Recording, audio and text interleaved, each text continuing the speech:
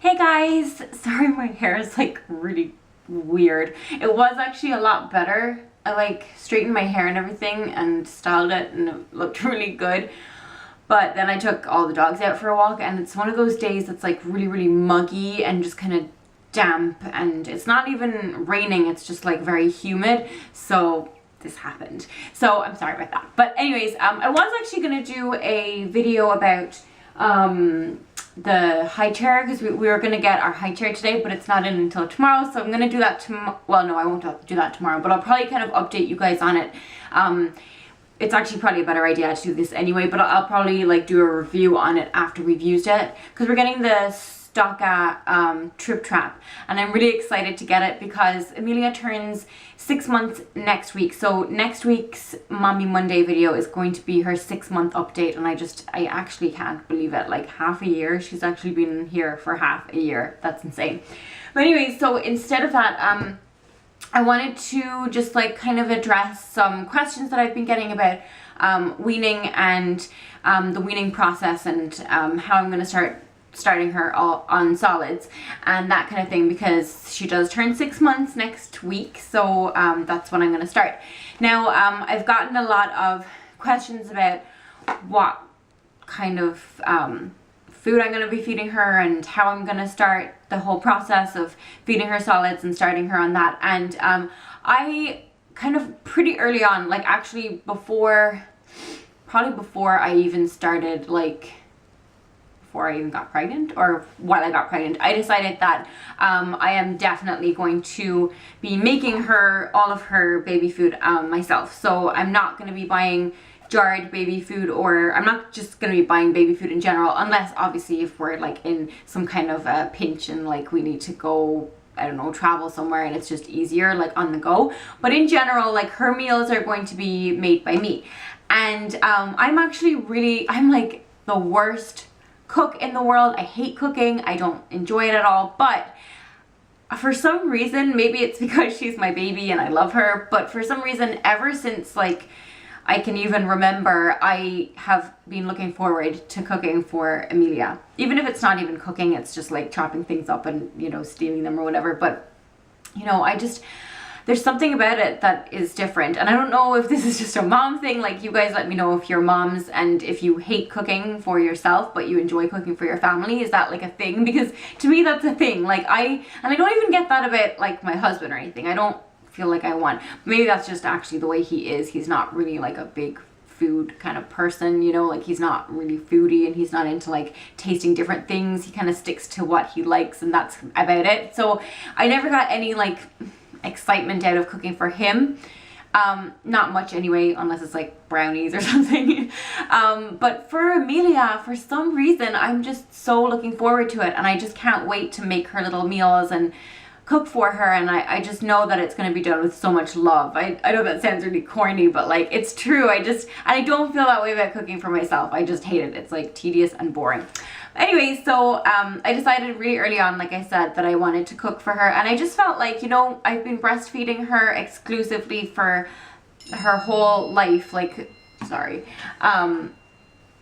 for her whole life so far. And I just felt like, you know, if I'm going to feed her, if I want to continue to give her the best nutritionally for her, then making my own food is the way to go. Because, and I'm not dissing anybody who doesn't do that, like I'm just saying that I personally feel that, you know, I want to give her the best start in life. So that's why I breastfed, and that was a huge thing for me, that I knew that I was giving my baby like the best.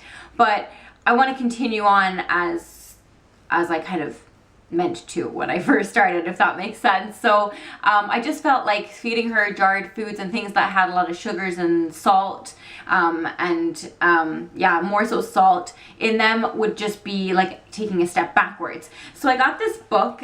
This is the Annabelle Carmel. I think I found this when I was pregnant and I just loved it. Like I thought it was such a cool idea. It's the Annabelle Carmel's New Complete Baby and Toddler Meal Planner. And I just really liked this because I'm kind of a planner myself, and I don't plan my own meals, but just for something that's brand new to me, which is, you know, weaning and feeding a baby and all that kind of thing. And as a first-time mom, I just think this is a really handy tool to have. And then I went along to Amelia as one of her developmental check thingies. My hair is so weird right now. Sorry. I just keep looking at it in the mirror. I'm like, oh my God. Anyways, we went to her developmental checkup, and they were like, oh, we want to recommend this amazing like author guru, Annabelle Carmel. And I was like, oh, I already have some of her books. I have this one, and then I have another one as well, I think. Yeah, I do. I have another one as well. So she gives you recipes, but she also gives you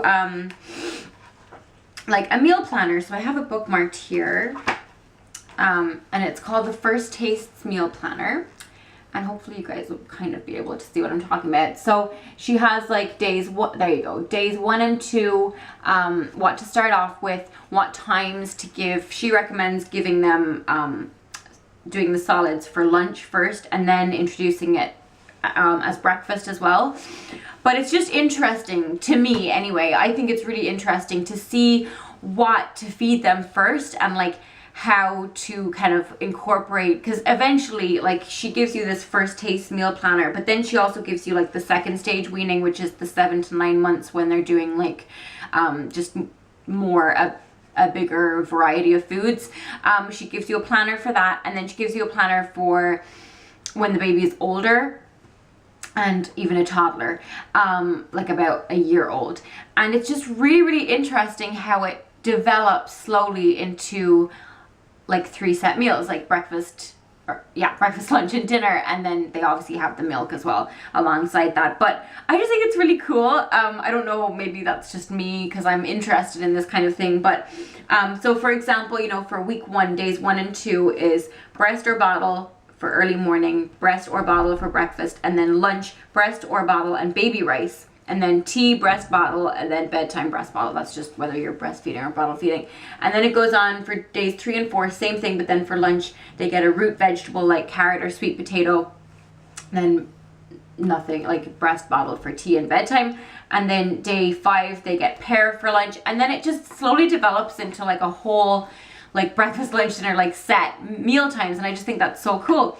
So she has lots and lots of recipes in here for like the simplest things, like, because I wouldn't even know how to steam an apple. Like, I've never done any of this before, so I have no clue.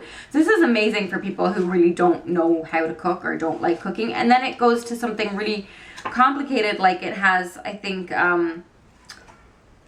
okay, this is probably not the most complicated one, but like, for example, vegetarian shepherd's pie.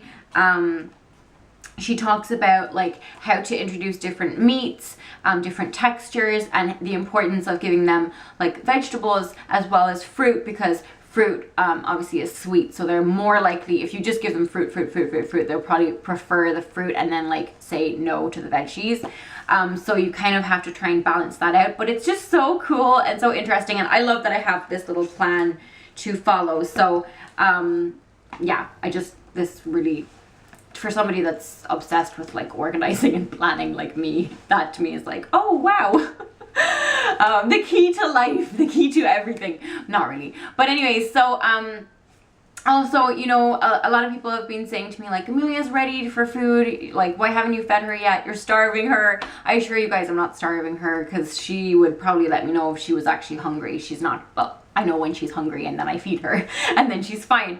But she definitely is interested in food. I will definitely say that. But I want to wait until she's exactly 6 months, just because that's what doctors recommend here in Ireland. I don't know about the rest of the world. I think it's the same for America and England as well. But I want to wait, and I know that she's been given breast milk, so it's the best thing for her. It's not, you know, it's not like I'm pumping sugar into her or anything like that. She's getting the best thing. So, and then I'm going to move her on to the next best thing, hopefully. So I hope you guys will enjoy joining me on this journey. I will probably do recipe videos and see how this goes and update you guys on how this goes. Let me know if you have any tips for making your own baby food, and I will talk to you on my next one. Bye.